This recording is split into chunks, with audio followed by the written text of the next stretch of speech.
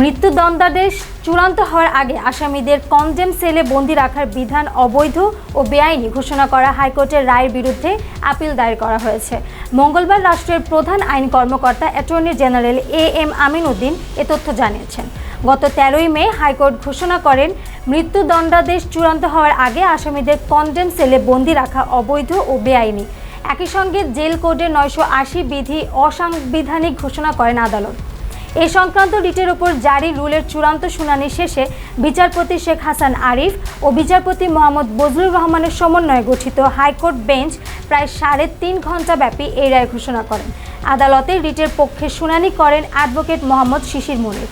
অপরদিকে রাষ্ট্রপক্ষে শুনানি করেন attorney general M Amin Uddin ও deputy attorney general Amit Talukdar. তাদের সঙ্গে ছিলেন সহকারী অ্যাটর্নি জেনারেল নাসিম ইসলাম রাজু।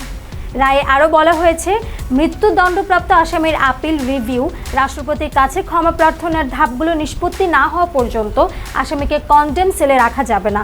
বর্তমানে মৃত্যুদণ্ড চূড়ান্ত হওয়ার আগে সারা দেশে যত আসামিকে কনডেম সেলে রাখা হয়েছে তাদের 2 বছরের মধ্যে ক্রমান্বয়ে সাধারণ সেলে রাখার কথা বলা হয়। তবে বিশেষ কারণে কোনো ব্যক্তিকে নির্জন কক্ষে রাখতে পারবে কারা কর্তৃপক্ষ। সেক্ষেত্রে ওই ব্যক্তির উপস্থিতিতে শুনানি হতে হবে।